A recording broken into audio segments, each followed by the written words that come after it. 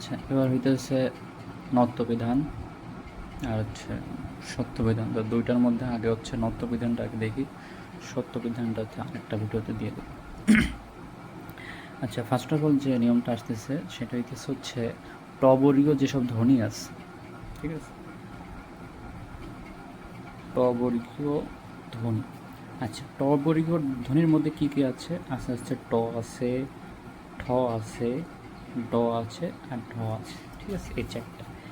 এদের সাথে যে যুক্ত বর্ণগুলো হবে সেইগুলো হইতেছে হচ্ছে মূর্ধন্য ষ।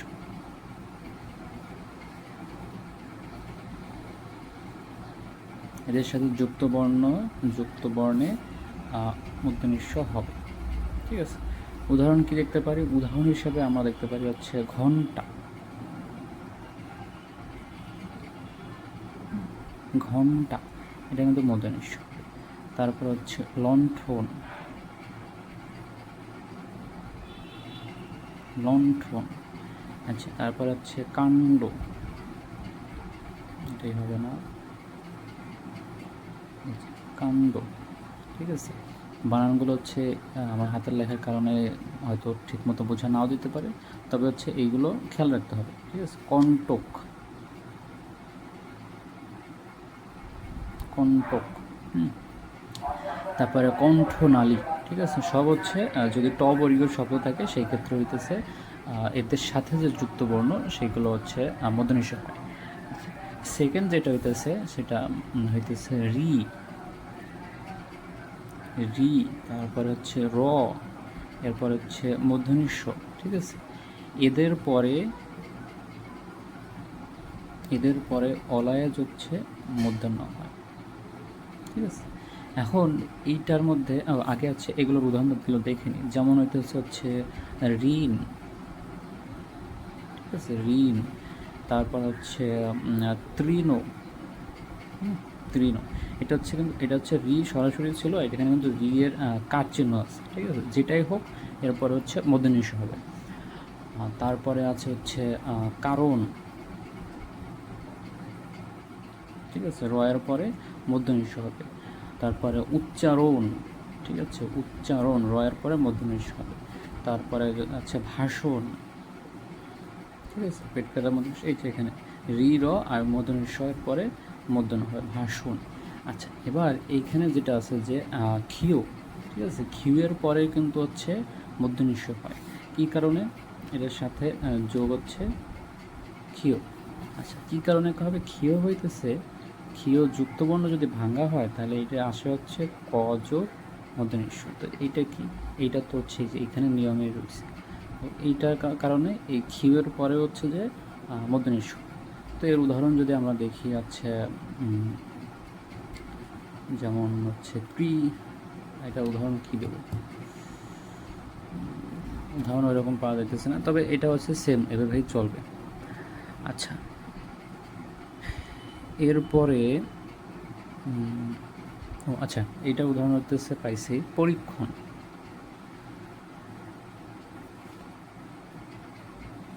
পরীক্ষণ, পরীক্ষণ আছে। পরীক্ষণের পরে হচ্ছে এই যে এখানে আছে পর্যবেক্ষণ, রক্ষণাবেক্ষণ, সংরক্ষণ, ঠিক আছে। এগুলো সব হচ্ছে ক্ষিয়ের পরে মূর্ধন্য ষ। আচ্ছা, তারপর এখানে আরেকটা আছে, এই যে বর্ধিঞ্চু, কৃষ্ণ, কৃষ্ণ, এইগুলো। তো এটা হচ্ছে মোট কথা হইতেছে যে যদি মূর্ধন্য ষ থাকে তাহলে সেটার সাথে অবশ্যই হচ্ছে মূর্ধন্য হবে। আচ্ছা, এরপরে আসতেছে হচ্ছে এখানে কিছু ব্যতিক্রম আছে। ব্যতিক্রম কি? ব্যতিক্রম হইতেছে হচ্ছে ধরন, র আছে, র এর পরও এখানে মূর্ধন্য ষ হয়নি, এখানে দন্তের ন, ঠিক আছে, ধরন। তারপর হচ্ছে দরুন, ঠিক আছে। এই দুইটা হইতেছে কিন্তু ব্যতিক্রম, ঠিক আছে, কারণ হচ্ছে এটা ফার্সি শব্দ, এই কারণে। আচ্ছা, এরপরে আসতেছে হচ্ছে রি, রি তো দিয়েছে, এবার হচ্ছে রি, এরপরে হচ্ছে র, আর হইতেছে এই মূর্ধন্য ষ, ঠিক আছে। এদের পরে মূর্ধন্য হয়, এটা তো নর্মাল গেল।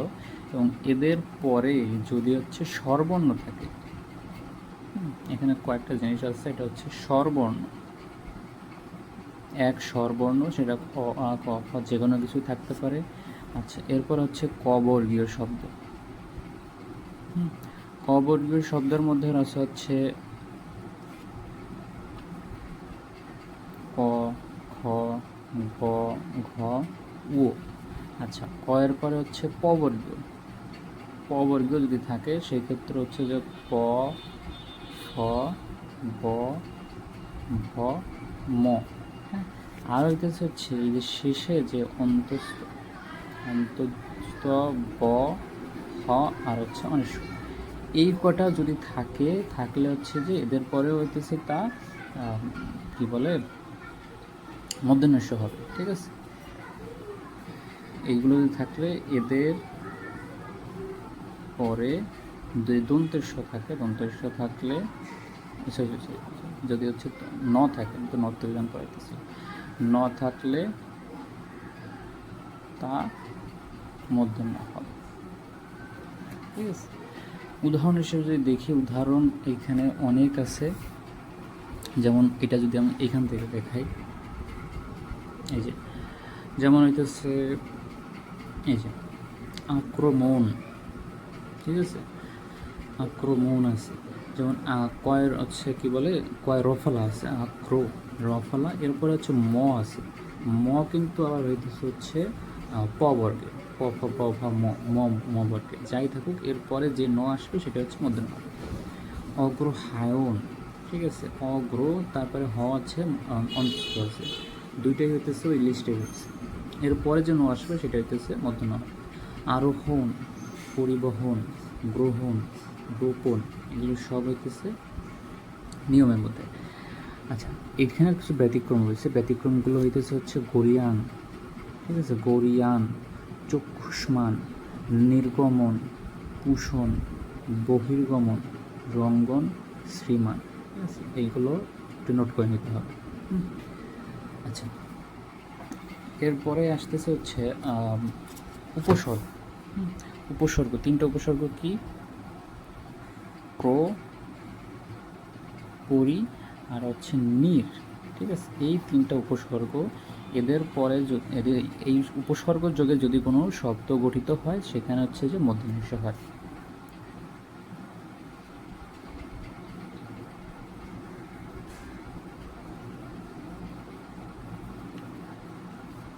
মধ্যনিষ্ঠ হয়, যেমন পরিণয়, পরিণত, পরিণত আছে। এরপরে আছে হচ্ছে প্রয়াণ, এরপর হচ্ছে প্রমাণ,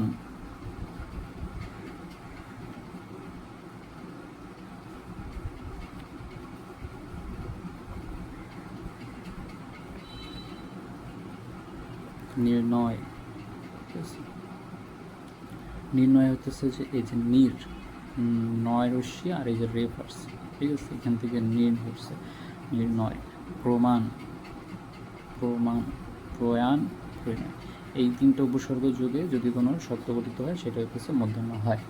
আচ্ছা, এরপরে হইতেছে আর একটা নিয়ম রয়েছে, এই নিয়মটা হইতেছে এখানে একটু বেশ বড় করে একটা নিয়ম।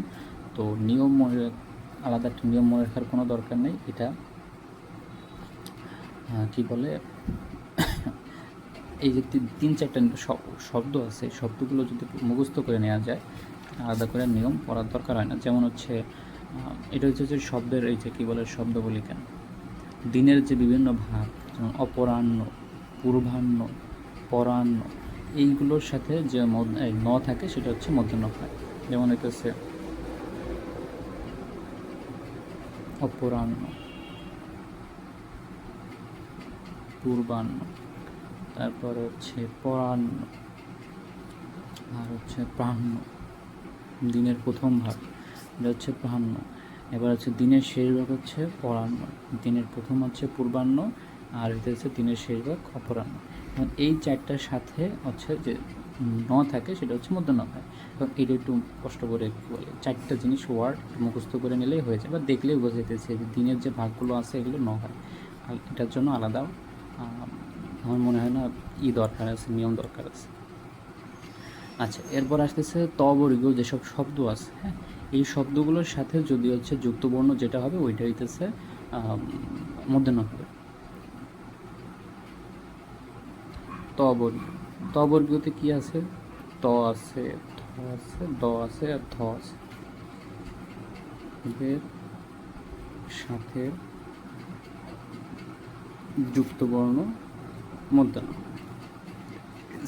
আচ্ছা, এখানে কি আছে? অন্ত। উদাহরণ কি আছে? অন্ত, আমার হয় নাই লেখা। ঠিক আছে। ও সরি সরি সরি সরি, এদের সাথে যে যুক্তবর্ণ সেই যুক্তবর্ণ হচ্ছে যে দন্তন্য হবে।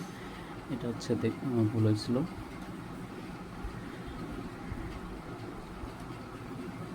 অন্ত, অন্তর পরে হচ্ছে যে গ্রন্থ। ঠিক আছে।